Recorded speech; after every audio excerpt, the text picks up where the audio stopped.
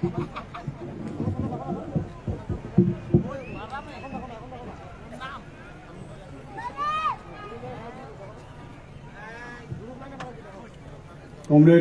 সভাপতি সলিলদা সহ আমাদের এখানকার পার্টির নেতৃত্ব, আমার গুরুজনেরা, উপস্থিত মা বোনেরা, বন্ধু এবং ভাইয়েরা, আপনাদের সবাইকে আমি আমাদের পার্টির পক্ষ থেকে অভিনন্দন জানাচ্ছি, শুভেচ্ছা জানাচ্ছি।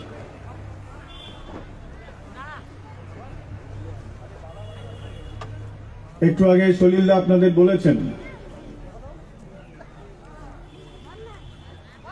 যে এই ফাল্গুন এবং পলাশের মাসে আমাদের দেশ থেকে আরএসএস, বিজেপি আর আমাদের রাজ্য থেকে আরএসএস, বিজেপি, তৃণমূলকে হারাতে হবে।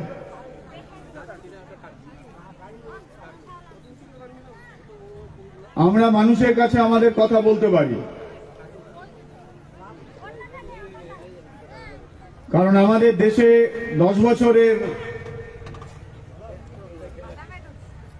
আরএসএস, বিজেপি সরকারের অভিজ্ঞতা আমাদের আছে। আমাদের রাজ্যে 13 বছরের তৃণমূল কংগ্রেস সরকার চালানোর অভিজ্ঞতা আছে। এই দুটো শক্তিকেই হারাতে হবে, কারণ এই দুটো শক্তি, এদের দোকান ঘর দুটো আলাদা। আরএসএস এর, তৃণমূলের দোকান ঘর আলাদা, বিজেপির দোকান ঘর আলাদা।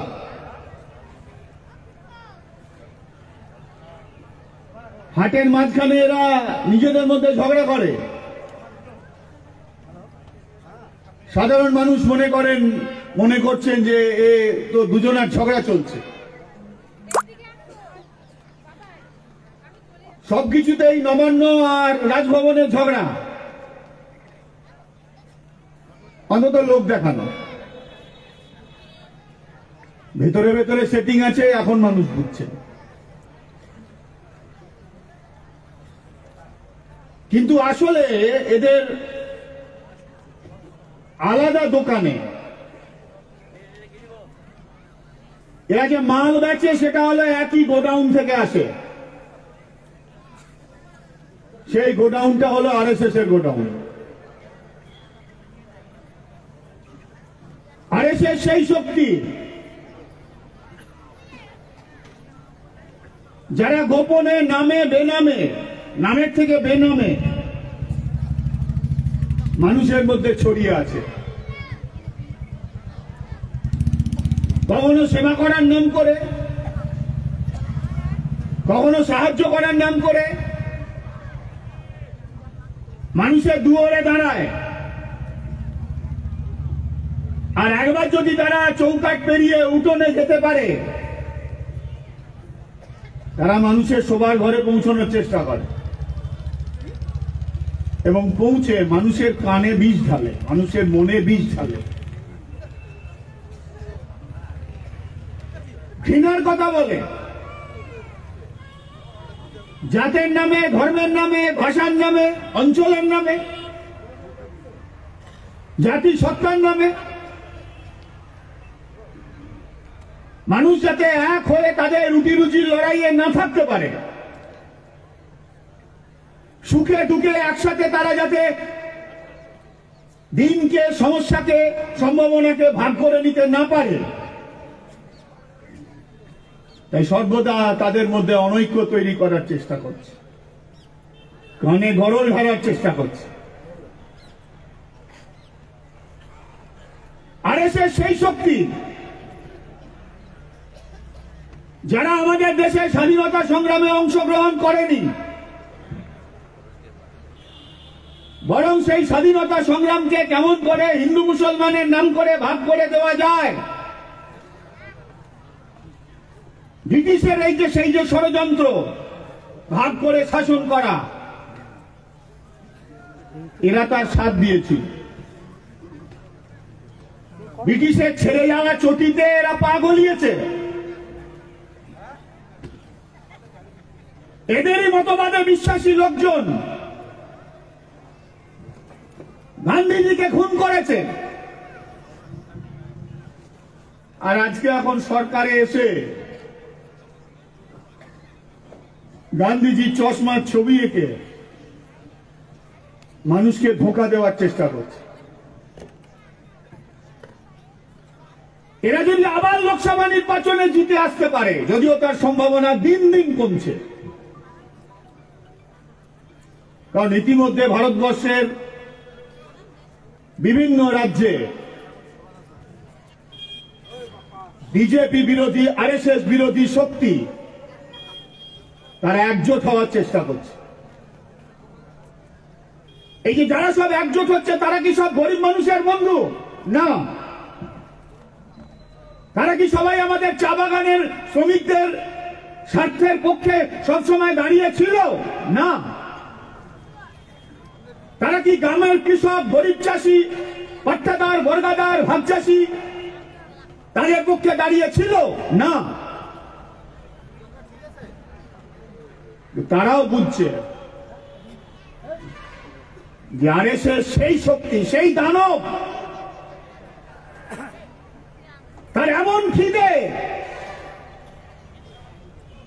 যে তার নিজের সন্তানকে পর্যন্ত খেতে পারে, সেই হিংসার শক্তি, দানবীয় শক্তি। দিল্লিতে 10 বছর আগে ক্ষমতায় আসার পরে ভারতবর্ষে এমন রাজনৈতিক দল কার্যত নেই বললেই চলে, বামপন্থীরা কিছু বাদ দিয়ে পড়ে, যে আরএসএস বিজেপি তাদেরকে ভাঙেনি, তাদেরকে গিলে খাওয়ার চেষ্টা করছে। এরা সেই দানবীয় শক্তি যারা মানুষের ধর্ম বিশ্বাসকে ব্যবহার করে মানুষের ধর্ম পালনের যে স্বাধীনতা, সেই স্বাধীনতাকেও তারা কেড়ে নিতে চাইছে। আমাদের রাজ্যের উত্তরের দিকে, আমাদের রাজ্যের পশ্চিম দিকে আদিবাসী মানুষের নিজস্ব যে ধর্ম আচরণ, তাকে পর্যন্ত এরা গিলে খেয়ে আরএসএস এর রাজনৈতিক হিন্দুত্ববাদী যে ভাবনা, সেই ভাবনায় ওরা প্রসার করার চেষ্টা করছে। ধর্ম মানুষের যে যার, হিন্দু হলে মন্দিরে যাবে, মুসলমান হলে মসজিদে যাবে, খ্রিস্টান হলে চার্চে যাবে, ধর্ম যারা মানে না তারাও থাকবে। আদিবাসী মানুষদের যে নিজস্ব ধর্মাচরণ আছে প্রকৃতির সঙ্গে মিলিয়ে, যারা বিশ্বাস করেন পালন করবেন, সব কিছুকে গিলে খেয়ে হিন্দুস্তানের নাম করে ভারতবর্ষের যে বৈচিত্র্য, হিন্দু আছে, মুসলমান আছে, খ্রিস্টান আছে, আদিবাসী আছে, তফসিল আছে, বাঙালি আছে, বিহারি আছে, ভাষার বৈচিত্র্য, জলবায়ুর বৈচিত্র্য, রুচির বৈচিত্র্য, জীবনধারার বৈচিত্র্য, এই সব কিছুকে তারা ধ্বংস করে দিতে চায়। ওরা পিটিয়ে সবটাকে, পিটিয়ে মানে আমি এখানে লাঠি সোটার কথা বলছি, তাও সুযোগ পেলে সেই কাজ ওরা করে। দাঙ্গা বাঁধানোর সময় সব কিছুকে এক ছাঁচে ফেলে দিতে চায়। আচ্ছা, একজন বাঙালির ভাষার সঙ্গে একজন মালায়ালির ভাষা মিলতে পারে? একজন বাঙালির ভাষার সঙ্গে একজন হিন্দিভাষী মানুষের ভাষা মিলতে পারে?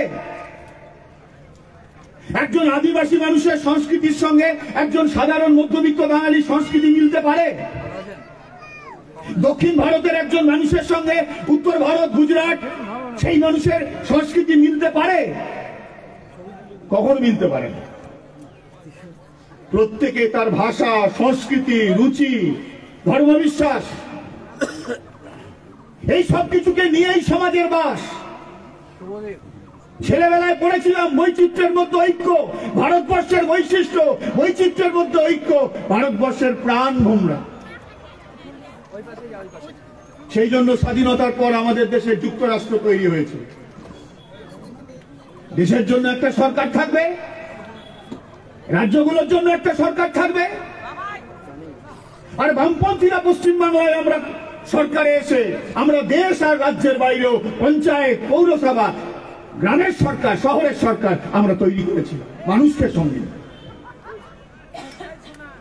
যে শুধু রুচি নয়, শুধু সংস্কৃতি নয়, শুধু ভাষা নয়, জীবন ধারার সঙ্গে যুক্ত ক্ষমতা, অর্থনীতি, কাজ, রোজগারের জায়গা। গ্রামের মানুষ, সব সম্প্রদায়ের মানুষ, সব অংশের মানুষ নিজের পঞ্চায়েত নিজে চালাবে, পাড়ার মানুষ নিজের পৌরসভা নিজে চালাবে। এই যে বৈচিত্র্য, এই যে ক্ষমতার বন্টন, আরএসএস, বিজেপি, তৃণমূল কংগ্রেস এটাকে মানতে চায় না। তাই তো পশ্চিমবঙ্গে 11 সালে ভোটে জেতার পর ওরা গায়ের জোরে বামপন্থী সহ বিভিন্ন বিরোধীদের পঞ্চায়েত দখল করেছে, পৌরসভা দখল করেছে, ভয় দেখিয়ে গায়ের জোরে জনপ্রতিনিধিদেরকে নিজের দলে এনেছে। তারপরে যখন ভোট হয়েছে মানুষকে ভোটে দাঁড়াতে দেয়নি। এখন আপনারা মনে করতে পারেন না দেয়নি, ওরা করছে। বামফ্রন্টের সময় যে পঞ্চায়েত ছিল সেই পঞ্চায়েত মানুষের ভোটে পঞ্চায়েত তৈরি হতো। পঞ্চায়েতের যে মেম্বার সে জানতো 5 বছর যদি মানুষের জন্য কাজ না করি, কাজ করার চেষ্টা না করি, যে কথা ভোটের সময় বলেছি তার যদি চেষ্টা না করি, তাহলে 5 বছর পর যখন আবার ভোট হবে মানুষ আমাকে ডুগডুগি বাজিয়ে দেবে, আমাকে হারিয়ে দেবে। এমএলএ, এমপিকে মানুষের সঙ্গে থাকতে হতো। আর পশ্চিমবাংলায় তৃণমূল কংগ্রেস এখন যে পরিবেশ তৈরি করেছে, মানুষ ভোট দিতে পারে না। পঞ্চায়েতের ভোট হতে পারে, পৌরসভার ভোট হতে পারে, বিধানসভা, লোকসভা তো একটা প্রত্যন্ত অঞ্চলে একই চেহারা। তাই এরা জানে, তাই এদের বাজারে শাহজাহানের জন্ম হয়, শিবু হাজরার জন্ম হয়, উত্তম সর্দারের জন্ম হয়, লুটপাট চালায়, মানুষের কথা বলার অধিকার দেয় না। তাই সন্দেশখালী কৃষকদের জমি হোক, আর চা বাগানের বনবস্তির জমি হোক, আর আমাদের রাজ্যের পশ্চিম দিকের বন্ধ কারখানার জমি হোক, কিংবা আমাদের রাজ্যের মাঝখানে বামফ্রন্টের সময় ভূমি সংস্কারের ফলে যে গরিব মানুষ জমি পেয়েছিল তার জমি হোক, লুটপাট চালাচ্ছে, লুট চালাচ্ছে ওরা। একই কি হলো, একই। তাহলে 11 সালের পর তৃণমূল যে কাজ করেছিল পশ্চিমবাংলায়, যে কাজ করছে, 14 সালের পর বিজেপি সারা দেশে সেই কাজ করছে। গত 10টা বছরে ভারতবর্ষের যে কটা রাজ্যের বিধানসভা নির্বাচন যতগুলো হয়েছে তার বেশিরভাগ জায়গায় বিজেপি জিততে পারেনি। কিন্তু দল ভাঙিয়ে, দখল করে, ইডিকে ব্যবহার করে, সিবিআই কে ব্যবহার করে তারা বিভিন্ন রাজ্যের সরকারগুলোকে দখল করেছে। মহারাষ্ট্রের সরকার দখল করেছে, বিহারের সরকার দখল করেছে, ঝাড়খণ্ডের সরকার দখল করতে এসেছিল। যে ইডি আর সিবিআই দিয়ে ভারতবর্ষের অন্যান্য রাজ্যে বিরোধীদের সরকারগুলোকে ওরা ভাঙার কাজে লাগাচ্ছে। পশ্চিমবাংলায় তৃণমূল যে কাজ করেছিল পঞ্চায়েত আর পৌরসভায়, সেই দিল্লির সরকারের ইডি আর সিবিআই পশ্চিমবাংলায় এসে কালীঘাটে গিয়ে তাদের মুখে আমরা রাঁটি গুঁজে যাচ্ছে আর তাদের পা গুলো আটকে যাচ্ছে। কারণ পশ্চিমবাংলায় ইডি আর সিবিআই তৃণমূলকে বাড়তে সাহায্য করে, তৃণমূলকে ভাসিয়ে রাখতে সাহায্য করে। তৃণমূল আর বিজেপির যে রাজনীতির মাঠটাকে ভাগ করে নেওয়ার যে খেলা, তাতে সাহায্য করে। বুঝতে অসুবিধা হয়? আজকে মহাপ্রভু নাকি ধরা পড়েছে, সকালবেলায় কয়েকজন সাংবাদিক এসে বললেন যে মহাপ্রভু ধরা পড়েছে ভোরবেলাতে, তাহলে আপনারা কিছু বলুন। তাহলে আমি তাদের বললাম কি আর বলবো, এটা তো আমার বলার কিছু নেই, যা বলার আমাদের নেতারা বলবে। কিন্তু আপনারা জানতেন না উনি কোথায় ছিলেন? আর একটু আগে একটা ভিডিও দেখলাম, সে গটগট করে যাচ্ছে, যেন কত ভালো কাজ করেছে সেই জন্য গটগট করে যাচ্ছে। কারা তৈরি করেছে? কারা তৈরি করেছে? আমাদের মনে আছে সেই লাল ডায়েরির কথা। পশ্চিমবঙ্গের যে পুলিশ অফিসার সেই লাল ডায়েরিকে হাফিজ করে দিয়েছেন সারদানা রোজ ভ্যালি কোন কাণ্ডে। আজকে যার কথা না শুনলে পরে পশ্চিমবঙ্গে একটা গাছের পাতা পর্যন্ত হিলে যায় না। কোটি কোটি টাকা লুট হচ্ছে মানুষের কাছ থেকে। এখানে ইডিয়া সিবিআই এর পায়ে শিকল লাগানো আছে। কারণ পশ্চিমবাংলার রাজনীতিটা যদি তৃণমূল আর বিজেপির মধ্যে ভাগ করে নেওয়া যায়, বামপন্থী এবং গণতান্ত্রিক শক্তি যাতে চিরকাল যদি মাঠের বাইরে থাকে, তাহলে লুট চালানো সুবিধা। আর পশ্চিমবাংলা মানে শুধু পশ্চিমবাংলা নয়, পশ্চিমবাংলা মানে পশ্চিমবাংলা নয়। আপনারা যে অঞ্চলের মানুষ, এই দোমানি যখন জংশন ছিল, জ্যোতি বসু তার যৌবনে শ্রমিকদের নিয়ে, মানুষকে নিয়ে যে লড়াই, সেই লড়াইয়ের তার পাঠশালা ছিল এই দোমানি, এই অঞ্চল জলপাইগুড়ি। মানে পশ্চিমবঙ্গে বামপন্থীরা সরকারে না থাকতে পারে, কিন্তু নীতিনিষ্ঠ লড়াইয়ের মধ্য দিয়ে খেত মজুরের লড়াই, কৃষকের লড়াই, শ্রমিকের লড়াই, বেকার যুবকের লড়াই, ছাত্রের লড়াই, ছোট দোকানদারের লড়াই, টোটো চালকের লড়াই, রিক্সা চালকের লড়াই, মুঠিয়া মজুরের লড়াই, রেলের ঠিকা শ্রমিকের লড়াই, বাড়িতে বাড়িতে খবরের কাগজ দিয়ে বেড়ে সেই পেপার হকারের লড়াই। এই সমস্ত খেটে খাওয়া মানুষ এবং যারা খেটে খেতে চায়, যারা শাহজাহান, শিবু আর ওই কি বলে উত্তম, এদের মতো লুটেরাদের দলে নাম লেখাতে চায় না। এখন খবরের কাগজে নেই, টিভিতে নেই, ভুলে গেলেন তৃণমূল কংগ্রেসের সেই দুর্দণ্ড প্রথম জেলা সভাপতি এই রাজ্যের একটা বাজারে তার যৌবনে মাগুর মাছের মাথা কাটতেন, মাছ বিক্রি করতেন। খারাপ কাজ নয়, সৎ পথে মাছ বিক্রি কেন? সৎ পথে যে মানুষ যে কাজ করবেন, আমরা লাল ঝান্ডা তার পক্ষে। আমরা লাল ঝান্ডা মানুষের কাজ দিয়ে মানুষের সামাজিক মর্যাদা নির্দিষ্ট করি না। যে মানুষ নিজের গতর খাটিয়ে মেহনত দিয়ে সমাজকে কিছু দেয় আর তার পরিবারকে পালে, মাস্টার মশাই হতে পারেন, ইঞ্জিনিয়ার হতে পারেন, ডাক্তারবাবু হতে পারেন, চা বাগানের শ্রমিক হতে পারেন, পেপার শ্রমিক হতে পারেন, গিগ ওয়ার্কার হতে পারেন, খবরের কাগজ বিক্রেতা হতে পারেন, মুঠিয়া মজুর হতে পারেন, টোটো চালক হতে পারেন, রেলের ঠিকা শ্রমিক হতে পারেন। আমাদের লাল ঝান্ডার কাছে প্রত্যেকের সামাজিক মর্যাদা সমান, কোনো আলাদা কিছু নেই। সৎ পথে মাগুরের মাছের মাথা কেটে তার চলছিল না। তৃণমূল কংগ্রেসে নাম লিখিয়ে এখন শ্রীঘরে ভর্তি আছে। কানি কানি টাকা চুরি করেছে, লুট করেছে। আজকে পশ্চিমবাংলার বিধানসভায় যিনি বিরোধী দলের নেতা, খবরের কাগজ একটা টিভি চ্যানেলের দৌলতে আজকে অনেক বড় বড় কথা বলছেন, দুর্নীতির বিরুদ্ধে বলছেন। তো উনি বলতে বলতে যদি ঢেকুর তোলে, দুর্নীতির যে ঢেকুর উঠবে। আর যে রাজ্য বিধানসভায় বিরোধী দলের নেতা, আমি নাম বলে 3 সন্ধ্যেবেলায় আপনাদের ডাক্তারুর খারাপ করতে চাইছি, যে ঢেকুর ওঠে, ঢেকুর, তার যে দুর্গন্ধ, দুর্নীতির যে দুর্গন্ধ। আর চাল চুরি করে, ডাল চুরি করে, গরু পাচার করে, চাকরি বিক্রি করে তৃণমূলের যে বড় বড় মাতব্বররা আজকে জেলের ঘানি টানছেন, আর দুপুর বেলায় খাওয়ার পর সন্ধ্যেবেলায় যখন তাকে ঢেকুর ওঠে, ওই দুটো ঢেকুরের গন্ধ কি আলাদা?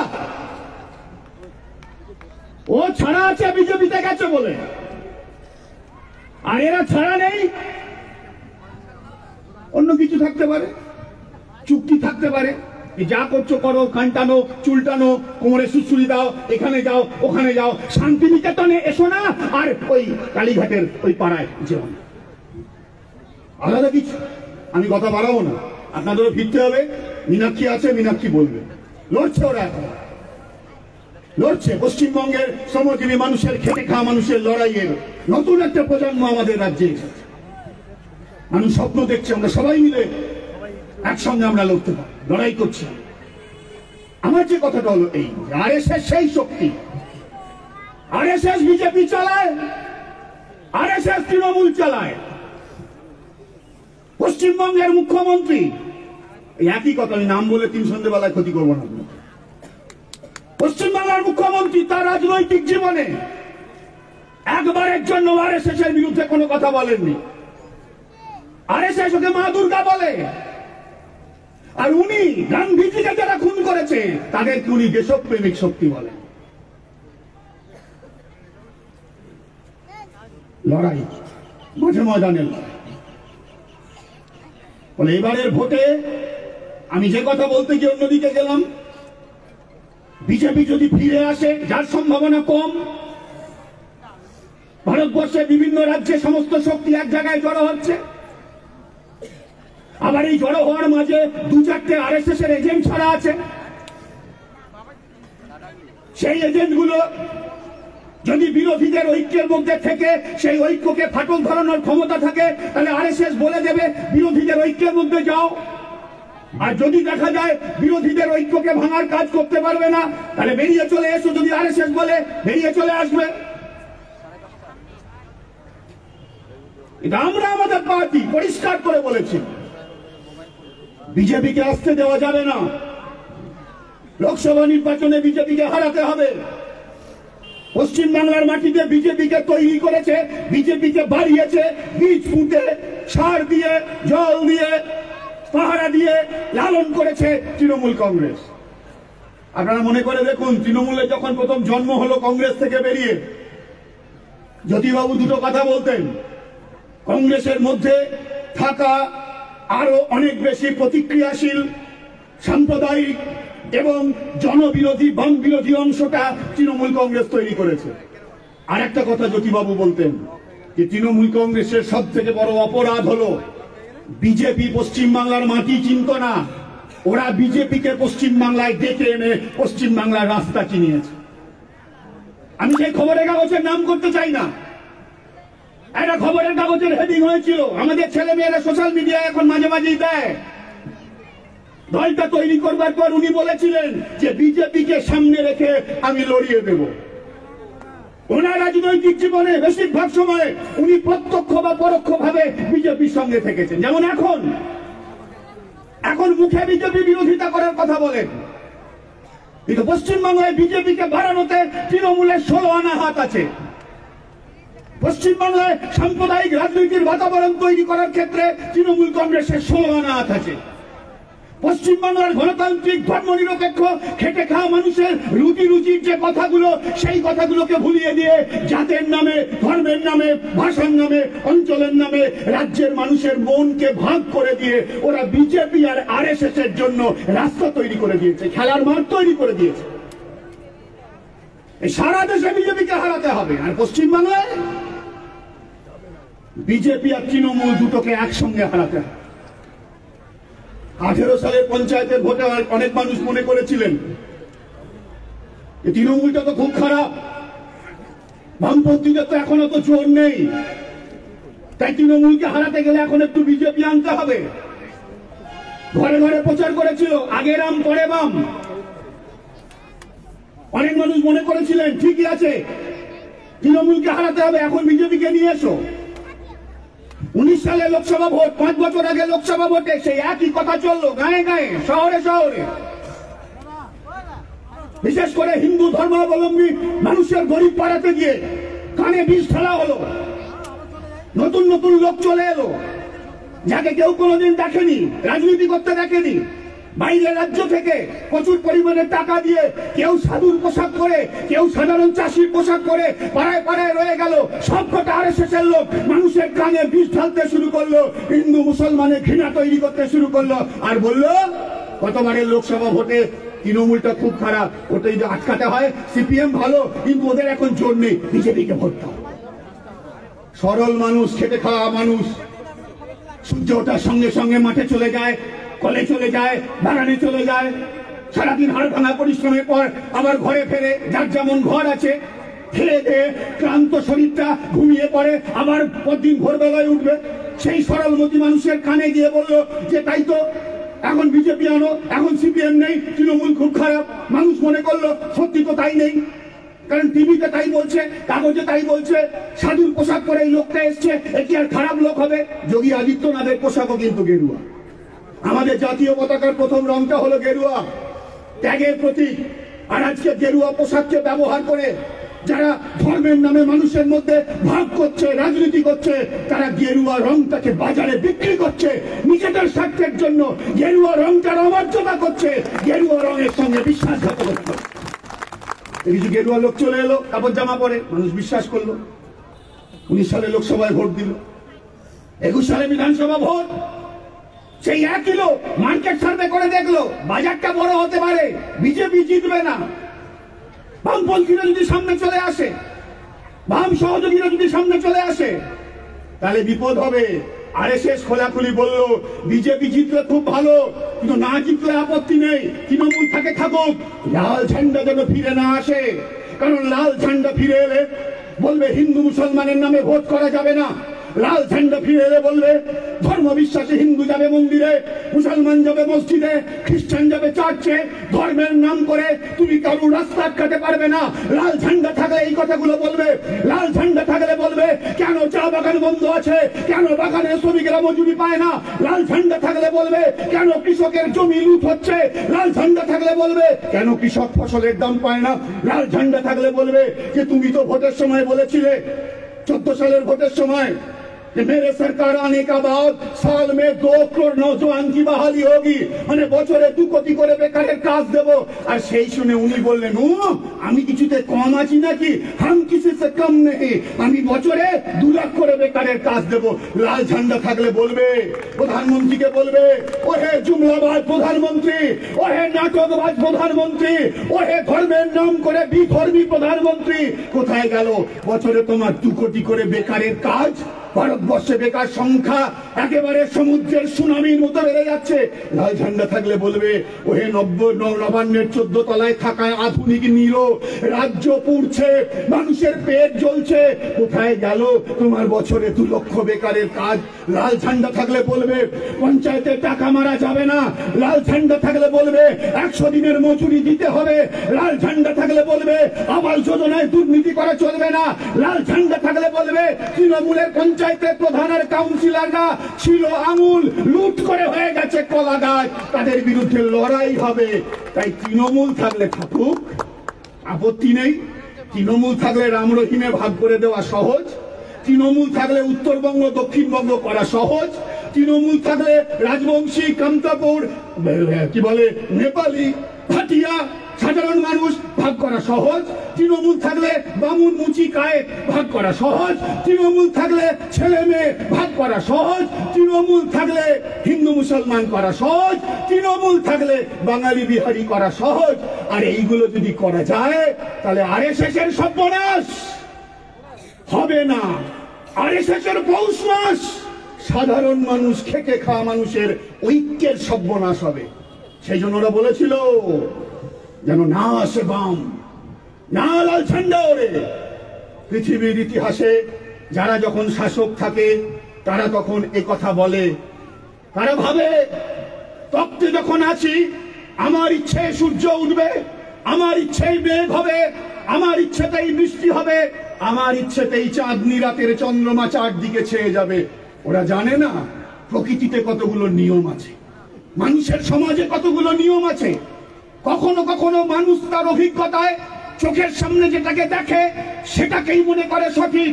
কখনো কখনো মরীচিকাকেও মানুষ সত্যি বলে মনে করে, কিন্তু মানুষ তার অভিজ্ঞতায় একটা সময় পর বোঝে তৃণমূল বিজেপির ঝগড়ার এই মরীচিকা আসলে সত্যি নয়, এদের মধ্যে সেটিং আছে। তৃণমূল বিজেপির ঝগড়া আসলে হলো নকল ঝগড়া। ওই যাত্রা দলের রাম রহিমের যুদ্ধের মতো গ্রিন রুমে যারা একসঙ্গে বসে বিড়ি টানে এদের মধ্যে ঐক্য আছে।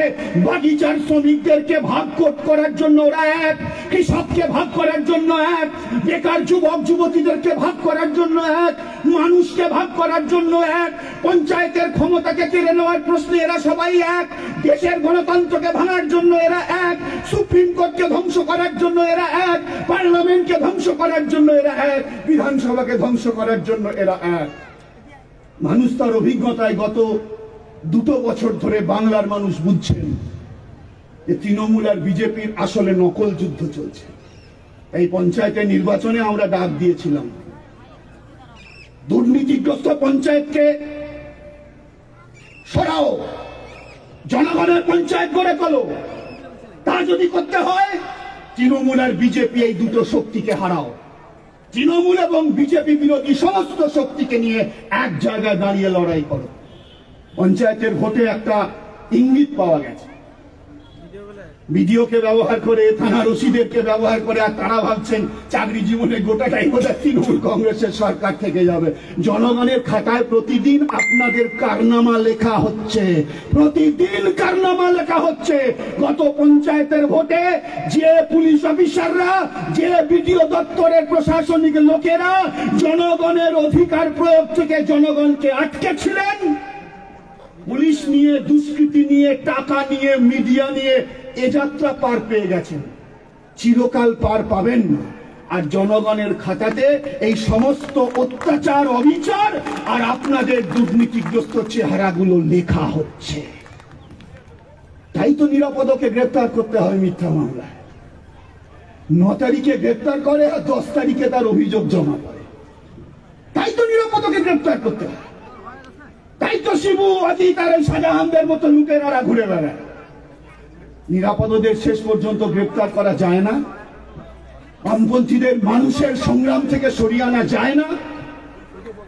মানুষ তার অভিজ্ঞতার মধ্যে পঞ্চায়েতের ভোটে বুঝেছে হিন্দু মুসলমান, আদিবাসী তফসিল সাধারণ, বাঙালি বিহারি, নারী পুরুষ, জওয়ান বয়স্ক সব মানুষ যদি এক জায়গায় জড়ো হয়ে তৃণমূল আর বিজেপির যে ভুল এজেন্ডা, জাতের নামে, ধর্মের নামে মানুষকে ভাগ করে দেওয়ার যে কাজ, তার বদলে আমি কৃষক, ফসল ফলিয়েছি, পাটের দাম নাই, ধানের দাম নাই, 100 দিনের মজুরি নাই। আমরা কি বলেছি, এখন নাকি আগামীকাল থেকে 100 দিনের নাকি টাকা দেওয়া হবে বলে উনি ঘোষণা করেছেন। আমি এটা বলি, আমার কথা শেষ করি। ঘোষণা করেছেন, বলে দিল্লি টাকা দিচ্ছে না, আমি টাকা দেব। তোমার বাপের টাকা, তোমার দাদুর টাকা, কোথায় তুমি টাকা পাবে? তোমার বাড়িতে টাকা ছাপানোর মেশিন আছে নাকি? তাহলে কোথা থেকে আনছো টাকাগুলো? হিসাব দাও, কোথা থেকে আনছো টাকাগুলো? আমি বলছি না, কদিন আগে ট্রেনে যাচ্ছি, 2জন গ্রামের মানুষ বোধহয় আলোচনা করছে, আর আমি তার মাঝে শুধু একটা ফুট কেটেছিলাম ওই আলোচনায়। আমি বললাম, এই যে সরকার দেবে বলছে, রাজ্যের সরকার, তো টাকাগুলো কোথা থেকে আসছে? দিল্লি তো বলছে টাকা দিচ্ছে না, তাহলে কোত্থেকে আসছে? উল্টো দিকে বসে থাকা একটা জোয়ান ছেলে হট করে বলে উঠলো, দেবে না, এতগুলো যে টাকা সব চুরি করেছে, ওদিকে ইলেকট্রাল বন্ড বন্ধ হয়ে গেছে, এদিকে সব এত টাকা জোগাড় করেছে, এখন সেইখান থেকে লোককে টাকা দিয়ে দিচ্ছে। আমি জানি না, আমি বলতে পারবো না কোত্থেকে আসছে টাকা। টাকার উৎস জানাও, কারে তুমি টাকা দেবে? জব কার্ডে তো অনেক ফলস নাম লেখা আছে। ইলেকট্রাল বন্ডে টাকা তোলা যাবে না। ইলেকট্রাল বন্ডে ভারতবর্ষে সব থেকে বেশি টাকা পায় বিজেপি। জানুয়ারি মাস পর্যন্ত কয়েক কোটি টাকা পেয়ে গেছে, আর তারপর তো তৃণমূল কংগ্রেস। তাহলে ভোট কিনতে গেলে টাকা লাগবে, ঘৃণা ছড়াতে গেলে টাকা লাগবে, দুষ্কৃতীদের ব্যবহার করতে গেলে টাকা লাগবে, প্রশাসনের সঙ্গে যুক্ত মানুষদেরকে প্রভাবিত করার জন্য লাগতে পারে। আমরা বলেছি 100 দিনের মজুরি দেবে, তোমার বাপের মজুরি নয়, কোন দয়া নয়, পুরো মজুরি দিতে হবে, পুরো মজুরি দিতে হবে। আর শুধু মজুরি দিলে হবে না, 100 দিনের কাজের প্রকল্পের যে আইন, আমরা যখন দিল্লিতে সরকারকে সাপোর্ট দিয়েছিলাম, এই জন্য জলপাইগুড়ি কেন্দ্র থেকে বামফ্রন্টের প্রার্থী, লাল ঝান্ডার প্রার্থীকে দিল্লিতে পাঠাতে হবে। 100 দিনের আইন যখন তৈরি হয়েছিল, জলপাইগুড়ি থেকে লাল ঝান্ডার প্রার্থী জিতে লোকসভায় গেছিল। সেই 100 দিনের আইনে বলা আছে, কাজ করার পর যদি কেউ মজুরি না পায়, 15 দিন পর্যন্ত কিছু হবে না। যেই 15 দিন পেরিয়ে যাবে, যত তার মজুরি বাকি আছে, বকেয়া মজুরি, সেইটা তো দিতেই হবে, তার সঙ্গে সুদ যা হয় সেইটাও দিতে হবে। তাই আমরা বলছি মহারানী, এটা তোমার দয়ার দান ছত্র নয়, মানুষের ভোট কেনা নয়, পুরো মজুরি দিতে হবে, সুদ সহ মজুরি দিতে হবে, এক পয়সা ফেলে রাখা যাবে না। আমি তো এখানে গলাবাজি করলাম, যাদের মজুরি বাকি আছে তাদের কাছে আমরা আবেদন জানাবো, এটা ভিক্ষার দান নয়, এটা দয়ার দান নয়, সামনে ভোট, তাই ভোট কেনার জন্য ভিক্ষে দিতে আসছে, এটা আপনাদের ভিক্ষে নয়।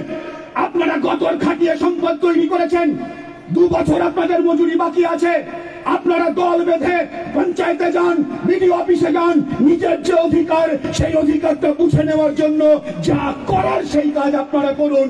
এটা দয়ার দান নয়, এটা অধিকার। সব মজুরি দিতে হবে, সুদ সহ মজুরি দিতে হবে, এটা 1 নম্বর কথা। পরের কথাটা, কাকে তুমি মজুরি দেবে? তোমার দাদুর জমিদারি, যাকে মন যাবে তাকে দিয়ে দেবে, এবং এর মধ্য দিয়ে তোমাদের নির্বাচনের ফান্ড তৈরি করবে। কার কার মজুরি বাকি আছে, কত মজুরি বাকি আছে, তার তালিকা প্রকাশ করতে হবে। আর আপনাদের কাছে আমরা আবেদন করে তাদের বিরুদ্ধে ব্যবস্থা নিতে হবে। এ দায় শুধু মহারানীর নয়, এ দায় ওনারও। বিজেপি বলছে আমি টাকা দিচ্ছি না, কারণ পশ্চিমবাংলায় দুর্নীতি হয়েছে, সবাই জানে দুর্নীতি হয়েছে, আর ও বলছে টাকা দিচ্ছে না। মাস্টারমশাই কর্মচারীদের যে বেতন দিয়ে তা যাতে না পায়, মাস্টারমশাই কর্মচারীদের জনগণের টাকা দিয়ে বারে বারে কোর্টে যাচ্ছে, বারে বারে হাঁটছে, বারে বারে যাচ্ছে। আর 100 দিনের টাকার পাওনা দিল্লি যে দিচ্ছে না, তুমি যে বলছো, তুমি কেন কোর্টে মামলা করছো না? কারণ এই আইনে বলা আছে, গ্যারান্টি আইন, নিশ্চয়তা আইন, অন্য আইনের মতো আইন নয়, কঠিন আইন, গ্যারান্টি আইন। তাহলে দিল্লি যে টাকা দিচ্ছে না, তুমি কেন মামলা করছো না? যাই হোক কমরেড, বন্ধুগণ, মা বোনেরা, আমি আমার কথাকে আর বাড়াতে চাই না। কথাটা হলো এই, বারে বারে ঘুঘু ধান খেয়ে যায় না। মানুষ বারে বারে ন্যাড়া একই বেলতলাতে গিয়ে তার মুন্ডুটা ফাটায় না। 5 বছর আগে যে মানুষ মনে করেছিল তৃণমূলকে হারাতে গেলে বিজেপি লাগবে, বিজেপিকে আটকাতে গেলে তৃণমূল লাগবে, আজকে বাংলার সংখ্যাগরিষ্ঠ, সংখ্যালঘিষ্ঠ হিন্দু, মুসলমান, আদিবাসী, জনজাতি, নারী, পুরুষ, বাঙালি, বিহারি, বিশেষ করে তরুণ প্রজন্মের ছেলেমেয়েরা, তারা তাদের জীবনের অধিকারের জন্য এটা বুঝেছে তৃণমূল আর বিজেপির এই নাটককে ভাঙতেই হবে। পঞ্চায়েতের ভোটে মানুষ জান কবুল লড়াই করে বুঝিয়ে দিয়েছে ভাঙা সম্ভব, ভাঙা সম্ভব, ভাঙা সম্ভব। তাই আগামী নির্বাচনে যদি বিজেপিকে পরাস্ত করতে হয়, পশ্চিমবাংলায় তৃণমূলকে হারাতে হবে। এইখানে বলে কথা শেষ নয়, যদি দেশকে বাঁচাতে হয়, রাজ্যকে বাঁচাতে হয়, কাজের অধিকারকে বাঁচাতে হয়, সংসার চালানোর অবস্থাকে একটু ফেরাতে হয়, ঘরে ছেলে মেয়েরা বড় হলে কি করবে এই আশাকে যদি বাঁচিয়ে রাখতে হয়, বিজেপিকে হারাতে হবে, তৃণমূলকে হারাতে হবে, লাল ঝান্ডাকে জেতাতে হবে। সবাইকে অভিনন্দন জানিয়ে আমার কথা শেষ করছি।